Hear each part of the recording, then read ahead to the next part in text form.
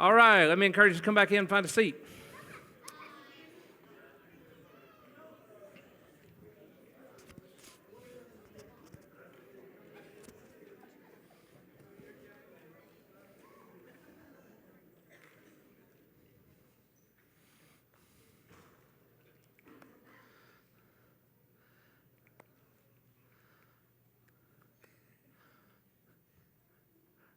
Right, just one announcement. I don't typically bring these up, so I don't want you to think like I'm playing favorite to somebody.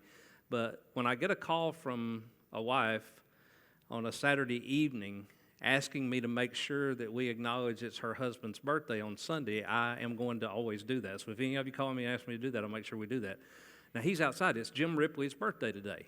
And so since Stormy is, I can't remember, North Carolina or South Carolina, but she's North Carolina, since they're away from home and separated, she wanted to make sure somebody told Jim happy birthday today. So you make sure when you see him at the end, be sure and do that, all right? As I said, got a lot of folks at camp, miss them, we're glad you're here. I was trying to figure out what to do. I said this summer, for those of you that weren't here last week, summer surfing just meant we're just going to surf around topics all summer, all right? And I was trying to figure out early in the week exactly what we were going to talk about today, and I had sort of an idea. And then Mickey, he always sends me something on Tuesday if I hadn't let him know anything. He said, okay, what are we talking about Sunday? And I always send him something back and say, I have no idea. I hadn't got to it yet, and I'll get to it later in the week. And he said, well, I got to have songs now. So I said, hope. We'll just talk about hope, all right? I figure you can tie any message that you preach about into hope, all right? But this is going to end up, I hope that you will see the hope that is in what we're going to talk about. But I also wanted to take and sort of build from last week. It's different in a way, but it is building from some of the discussion we had last week on, to me, what is a fairly deep thought that sometimes I think we lose sight of.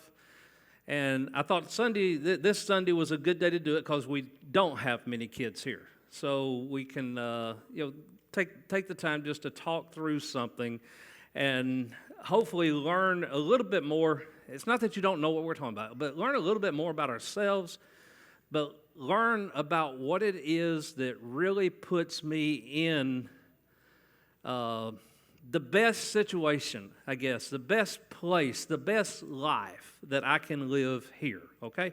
That's where we're going to hopefully end up at the end of the discussion. I put this slide up here just for the thought of creativity. How many of you think of yourselves as a creative person? Some of you?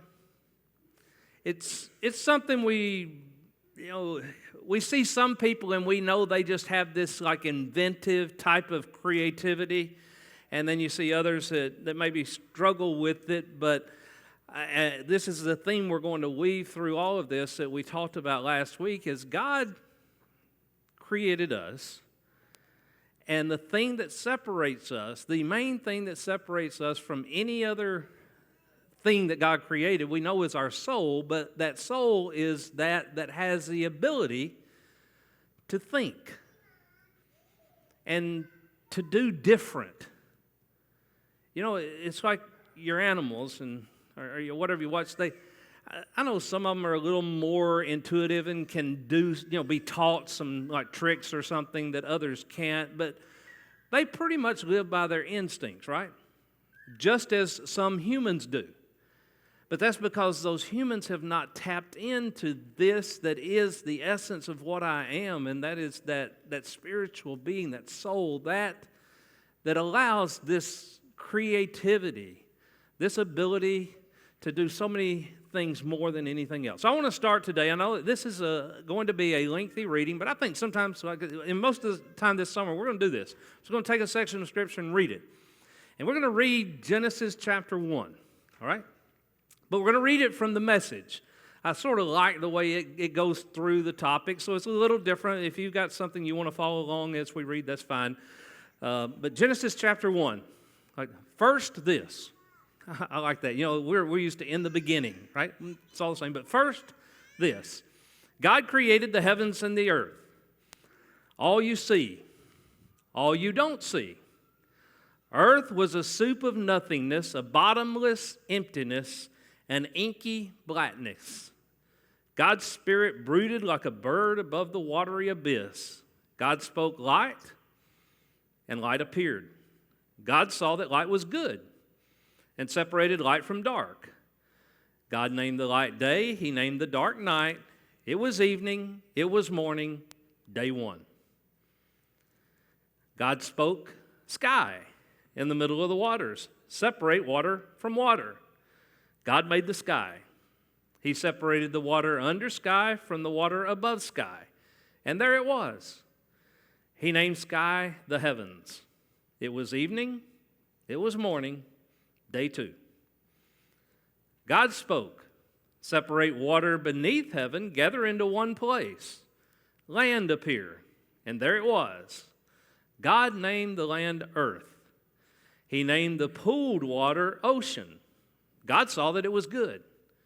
God spoke, earth, green up. Grow all varieties of seed-bearing plants, every sort of fruit-bearing trees. And there it was. Earth produced green seed-bearing plants, all varieties, and fruit-bearing trees of all sorts. God saw that it was good. It was evening, it was morning, day three. God spoke, lights, come out, shine in heaven's sky. Separate day from night, mark seasons and days and years. Lights in heaven's sky to give light to earth. And there it was. God made two big lights, the larger to take charge of the day, the smaller to be in charge of the night. And He made the stars. God placed them in the heaven sky to light up earth and oversee day and night, to separate light and dark. God saw that it was good. It was evening. It was morning, day four. God spoke, swarm, ocean with fish and all sea life. Birds fly through the sky over earth. God created the huge whales, all the swarm of life in the waters, and every kind of species of flying bird. God saw that it was good. God blessed them. Prosper, reproduce, fill ocean. Birds, reproduce on earth. It was evening, it was morning, day five. God spoke, earth, generate life, every sort and kind, cattle and reptiles and wild animals, all kinds. And there it was, wild animals of every kind, cattle of all kind, every sort of reptile and bug. God saw that it was good. God spoke, let us make human beings in our image, make them reflecting our nature so that they can be responsible for the fish in the sea, the birds in the air, the cattle, and yes, earth itself, and every animal that moves on the face of the earth. God created human beings. He created them godlike, reflecting God's nature. He created them male and female. God blessed them. Prosper, reproduce, fill earth, take charge. Be responsible for the fish in the sea and the birds in the air, for every living thing that moves on the face of the earth. Again, God said, I've given you every sort of seed-bearing plant on earth and every kind of fruit-bearing tree, given them to you for food. To all animals and all birds, everything that moves and breathes, I give whatever grows out of the ground for food, and there it was. God looked over everything He had made. It was so good, so very good. It was evening, it was morning, day six. And then we know He rested on day seven. I like that account. And you know, it's interesting if, I'm not trying to get into some deep discussion about food, but if you were someone that wanted to like take a verse and make it mean something for you, it would support being a vegetarian, wouldn't it? You ever thought about that? He said, I made everything that grows out of the ground for you to eat, didn't He? Now, there's other places we know that God separates the kind of things you eat, but it's interesting if you take a lot of biblical teaching about eating, and we paid a little bit more attention to what God said was good for us and wasn't good for us, most of us would have a better diet than what we have. But the interesting thing to this is just the creative nature of out of nothing, He made all of this. Remember last week we talked about what the ancients were commended for in Hebrews? They were commended for the fact that they believed out of nothing something came. They had faith in God that out of nothing came something. How many of you have ever, Christy, did I say that out loud? I did, didn't I? I was just thinking it. I didn't mean to say it. How many of you have ever seen something that you thought was just so good looking you had to have it? And you bought it, and then you realize it really has no practical value at all. It is the most uncomfortable thing you've ever worn. You know what I'm talking about? Some of you have done that, right? And I'm sorry, I know I'll get in trouble with this, but like women's shoes, I look around and see women's shoes, and y'all wear a lot of stuff that just absolutely does not look like it could possibly be comfortable. But it has to be because of the looks of it. Maybe I'm totally wrong. Maybe walking with your feet all in weird ways is really a wonderful thing. Or walking on like these plateaus people walk on. You know, like these shoes that are 8 inches off the ground. And maybe it is just because it works your muscles. I don't know. But there's so many things, you know, that sound good, but in the reality, they're just not very good, right? I'm just going to give you a couple. I think they call them serial Christmas lights, you know, where the electricity goes from one bulb to the other all through the string of lights. You know what I'm talking about? And that's about all you can buy. That is the worst idea I've ever seen as far as lights go, because as you know, if one bulb burns out, the whole string doesn't work, right? And you got to go try to pull them all out and try to figure out which bulb is it. You know what I'm talking about, right? Like, who came up with that idea and thought that was a good idea? You remember the old days where you had the big bulbs and you twisted them in, you know what I mean? You could cut it and you could tape it back with electrical tape if you needed to. Bring those back. Now this, I've told you I hate flying, but seats in airplanes, I've never figured this out. You know, you sit in the airplane, and we're just talking about flying, but you sit in there and they got this thing at your head that pushes your head forward. Have you ever noticed that? It's like they say, sit back and be comfortable. You can't, because you can't put your head back. I've always wondered who designed that and thought that was a good idea. And you watch people continually try to shift around and be comfortable, but it's because they got that thing. It just, why they put that there, I have no idea. All right, what about this? Yeah, some of you don't know what I'm talking about. You remember the milk carton you used to get when you went through the lunch line? That was as poorly designed as anything I know. When it got just a little bit of moisture, y'all know what I'm talking about, right? You just about couldn't rip that thing apart. Yeah? Y'all remember that? By the way, sometimes when you come to Monrovia, you get helpful hints in life that you can get nowhere else. This is a side note, all right? I just learned this yesterday. Bill and I were talking about like working outside, and I play tennis a lot this year, and I sweat, and it's hard to keep your body hydrated. Do you know what they recommend as one of the top drinks to rehydrate yourself? Pedialyte, that's one. But the one I found is chocolate milk. Slim chocolate milk. Low-fat chocolate milk. I'm telling you, ask Google. Google knows everything, all right? But if you ask Google, best drink for rehydration, it will tell you that's better than sport drinks and water. Did you know that, Brian? Do you like chocolate milk? Not really. I went and bought some last night, and I was really thrilled with like the first. I know I'm on a tangent here, but is there something wrong with when you buy it in the grocery store, opening it and drinking it out of the carton right there? Well, Christy said yes, so I guess I was wrong. I thought it was okay. It was mine at that point. And these. I watch some people and I think they know the trick. I don't know the trick. I'm sitting there doing my hand all this way and this way, grabbing hold of the thing, and some of you don't even know what I'm talking about, right? I'm talking about the water, that's in public places so often that is supposed to be motion activated. It's just not very good. Did you know I haven't been there, and this is why I don't go overseas. This one reason. I would go overseas except for one thing. In many countries, they have cold water and hot water spouts on separate sides, and the water doesn't come together. Did y'all know that? That's a dumb idea. You're either freezing or you're hot, right? I mean, anyway. My point is what?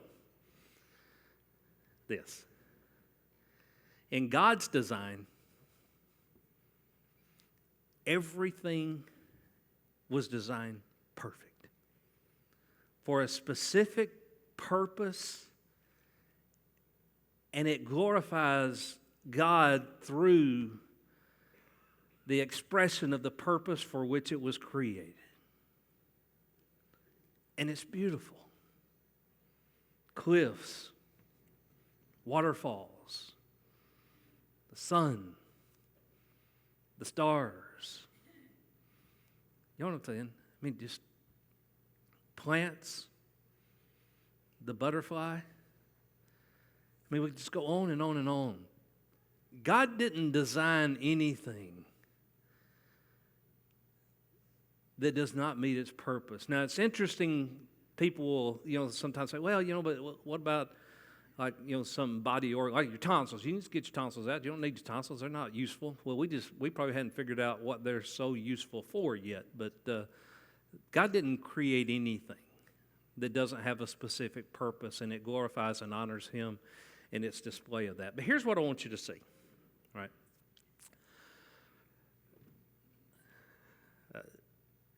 Guys, have you ever had your wife buy something new and come in wearing it, or come in from the beauty parlor or whatever they call those places nowadays, and have a new hairdo and say, well, how does this look? And if you just say, well, that looks fine. Will that do? That's trouble, isn't it? I mean, that's real trouble. Fine is not an acceptable response. Now, this is what I find interesting. When you go through, what if you really made something that was really, you create, you're talking about creativity. What if you created something and you ask somebody to look at it and they say, well, yeah, that looks fine. How would you feel? What if they say, well, yeah, that looks good? Would you be impressed with that? You know what I'm saying? But go back to Genesis. God looked out, and we see this every day, and saw that it was what? It was good. I mean, not awesome, not great, not incredible, not magnificent. Well, there are all kinds of words we could have inserted here that would mean much better than good. He created all this out of nothing at the end of every creation response. The answer or the description is, it was good. In Bible, if something, like in the Hebrew, there's not like those really different levels of words that mean, build on the, how incredible something is. So, like if there's an emphasis, they would say, and we see this in the Bible often, like something is holy, but if we really wanted to emphasize it, it's holy, holy, holy, right? Or you might see truly, truly, truly, or verily, verily, verily. That's the way of emphasis in the language. So if you were really trying to emphasize this, you might say it was good, good, good. But there's no emphasis there until the end. Right? And we'll give you just a couple of points today. Here is something to understand in creation. Creation was not an expression of God's talent, but of His essence. Okay? Creation was not, and this is huge. This whole world is not to put on the display for us the talent of Almighty God. Creation was about realization for us of what the essence of God is. And what is the essence of God? When I say that, what is it? It's that the soul, the part of God that He gave to me. That's the essence of God. That's why when He created man, what did He say it was? You say it. It was very good. There's emphasis there. It's very good. It's separate and apart. It's above because it is the glorification of God here on earth. It's the essence of God.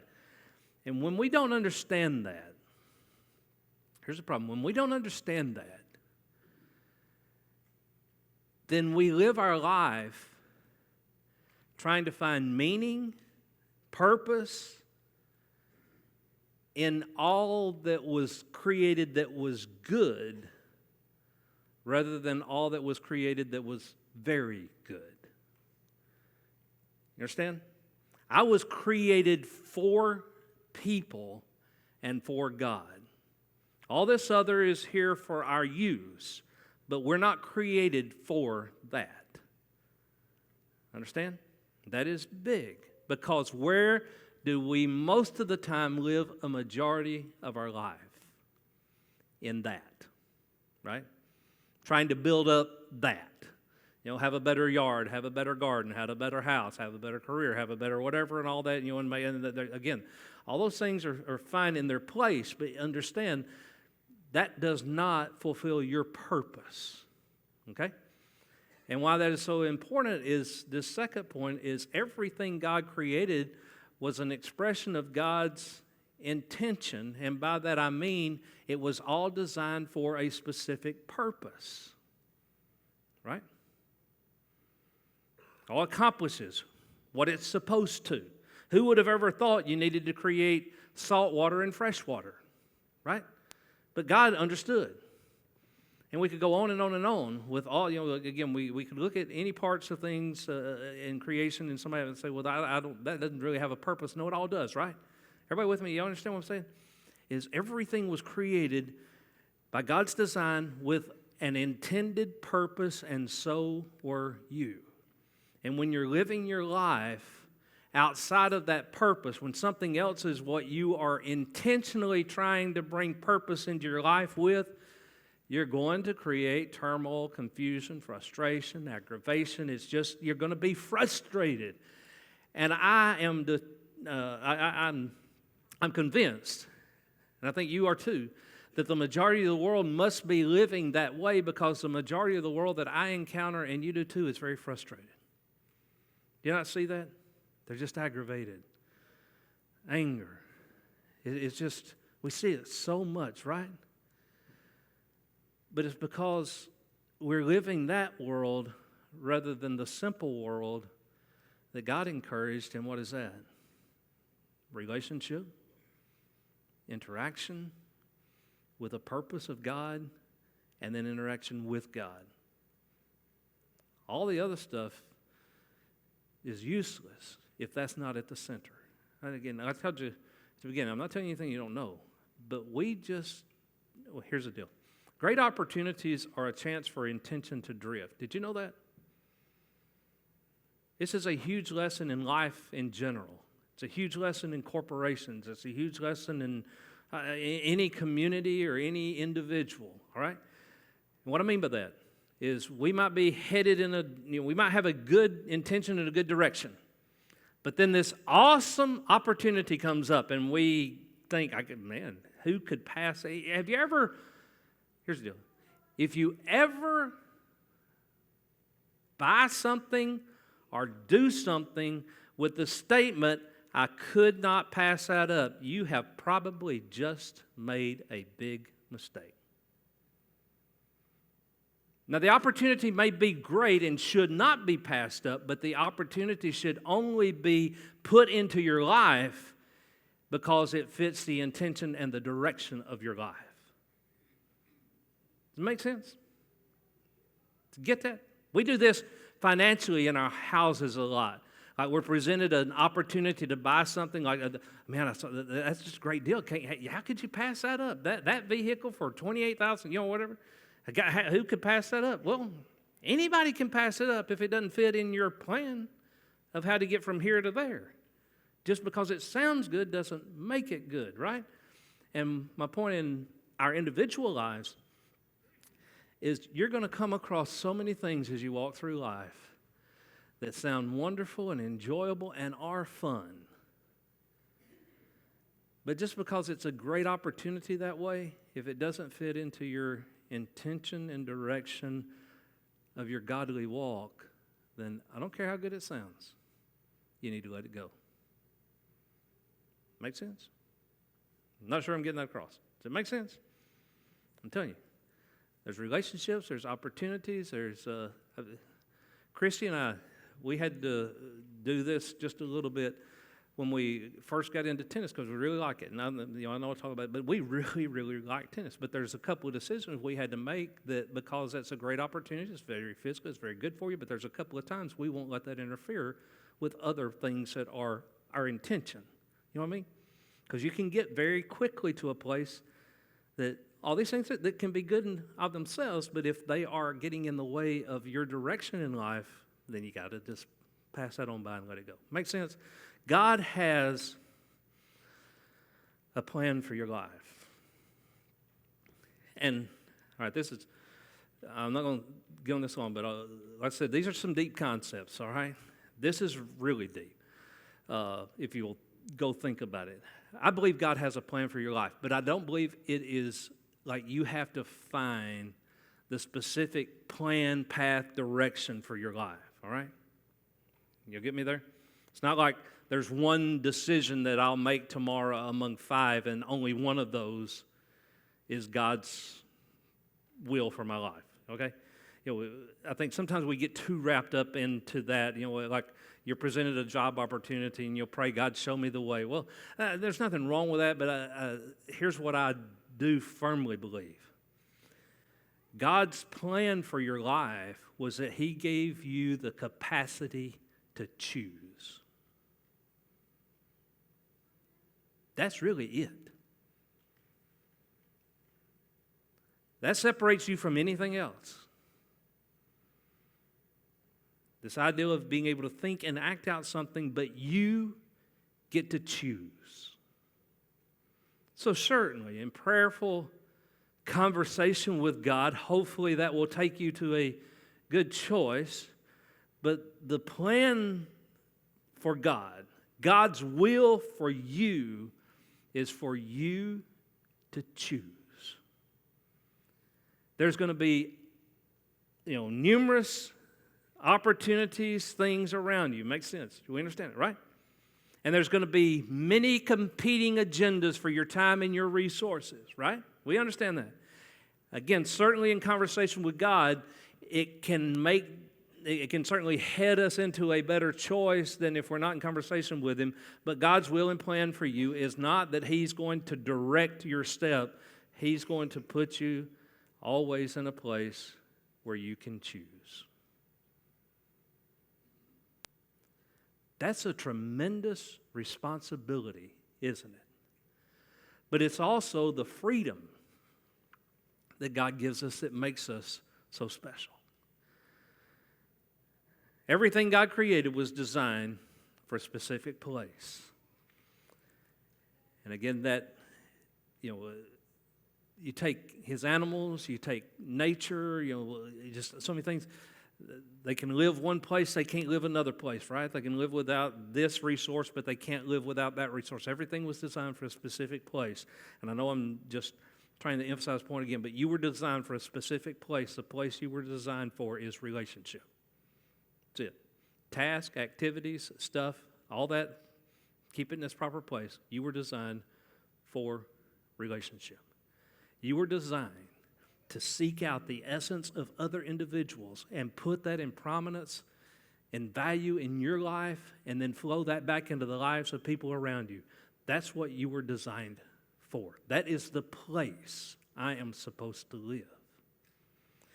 I've shared with you each week about Kevin and Kevin and Cindy. And I was over Thursday. Kevin passed Friday morning. It has been incredible watching Kevin's journey and then the response. And I'll just say it, it's because he got this. There might have been things in his life, just like things in your life and my life I don't get, but he got this. He got soaking up what was important to those around him, what was needed by those around him. And he looked for every opportunity he could to flow that back into their life. He got that. I think he got that from God. I think that's why he was ready to meet God. By the way, we'll send this out, but visitation will be at Laughlin 4 to 6 on Tuesday evening, and the funeral will be at 6 o'clock at Laughlin Tuesday evening. If anybody's interested, again, we will send that out. I want to close with this thought. 10 Commandments, right? We're all familiar with the 10 Commandments, right? It's how you live, isn't it?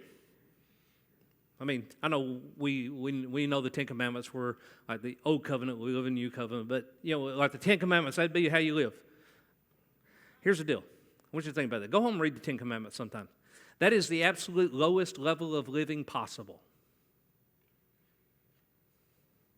Think like, don't kill somebody, please. Don't run around on your wife, right? Don't steal. I mean, you think about it. That is the lowest level. Anything below the 10 Commandments is really not living. That's sort of like, I don't know, consuming society for yourself. I'm not making a lot of the 10 Commandments. What's important to understand is that kind of a life is just the basis of starting to understand where to live. Rick Warren said it this way: the best use of life is love. The best expression of love is time. The best time to love is now. If you get nothing out of this talk today, get this. Learn to love the people around you and learn to be loved. Be willing to take the time and the energy to make that what you are about. Because it's in that life, in that reflection of God, that you become the essence of God yourself. That is our God, the Bible says. But more than that, Jesus himself expressed, God is love. So I told Mickey Hope, here's the hope message. The only hope for your family, for a community like Monrovia, the only hope for the anger and the frustration around our world is that message. Really. Nothing else will fix anything other than will you be willing to live love? Let's stand and sing.